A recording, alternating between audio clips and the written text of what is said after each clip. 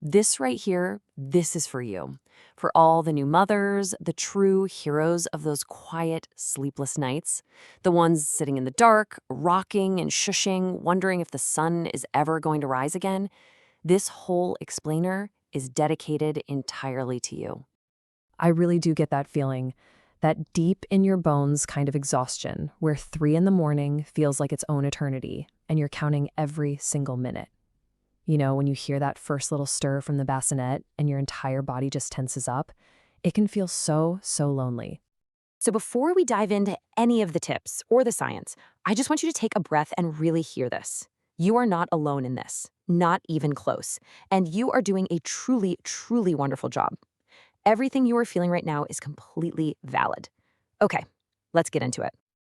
First things first, we're going to become detectives. See, this isn't about fixing a problem. It's about learning to understand this secret little language that your baby is speaking, especially when they're asleep.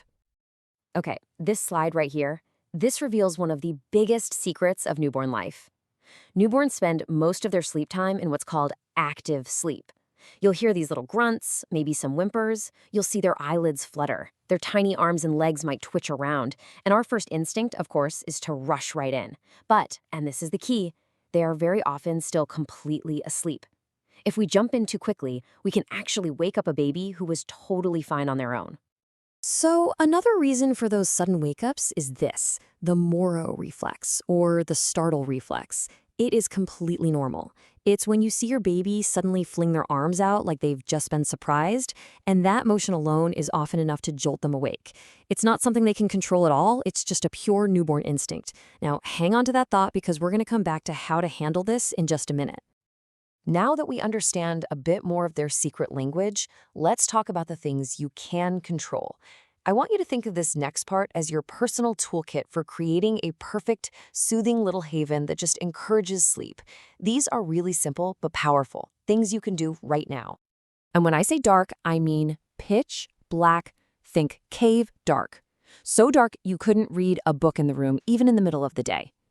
For newborns, this isn't even about melatonin production yet. Their body clocks are still figuring things out. The real reason for all this darkness is to just eliminate stimulation. So when they briefly stir between sleep cycles, there's nothing interesting to look at. No shadows, no toys, no light creeping in from the hallway, which makes it so much easier for them to just drift back off to sleep. You can forget that old myth that babies need to get used to noise. Sudden sounds, a dog barking, you dropping a dish in the kitchen, they trigger that startle reflex we just talked about. A white noise machine that plays a constant sound, something like radio static or waterfall, creates this amazing blanket of sound that masks all those sudden interruptions. And just remember, it needs to be on for the entire time they're asleep, and that includes naps. This one's simple, but it's so important. The sweet spot for a baby's room is somewhere between 19 and 22 degrees Celsius. If it's too hot or too cold, it's just going to disrupt their sleep. So instead of just guessing, it's totally worth getting a simple room thermometer just to be sure you're in that perfect, cozy range. And here it is. This is how we can help with that startle reflex. The swaddle is going to be your best friend, I promise. It gives your baby that snug, secure feeling of being back in the womb, and, most importantly, it keeps their arms from flailing out and waking themselves up. It's a really simple, ancient technique that just works wonders. Okay, so we've set the stage. Now let's talk about finding a rhythm. And let me be clear, this isn't about some rigid, stressful, by-the-minute schedule. Not at all. This is about creating gentle, predictable patterns that signal to your baby's brain that it's time to start winding down. A routine doesn't have to be this big, complicated thing. For naps, it can be as simple as this little 5-minute sequence. You change them, make it dark, turn on the sound, and have a moment of connection. By doing these same few steps in the same order every time, you're creating a really powerful sleep cue. You're basically telling your baby, hey, sleep is coming next.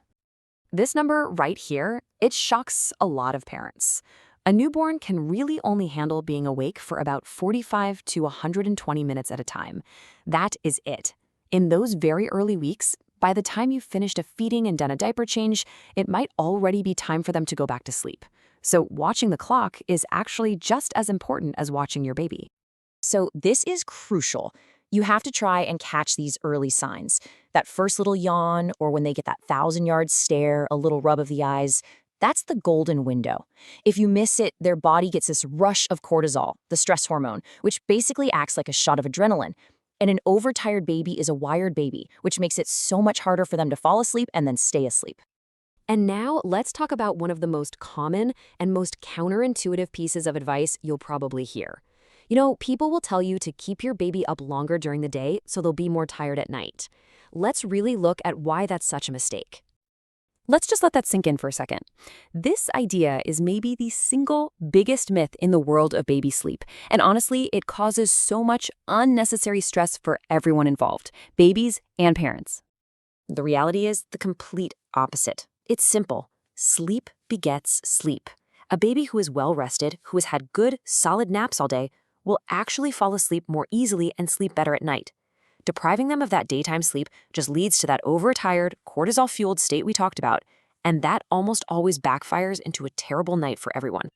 We've covered a lot of practical tools, I know, but the single most important tool in your entire kit has nothing to do with blackout curtains or white noise machines. No, it has everything to do with you. So, what are our main takeaways here? First, you're a detective. You're learning your baby's unique language. You are not failing at some task.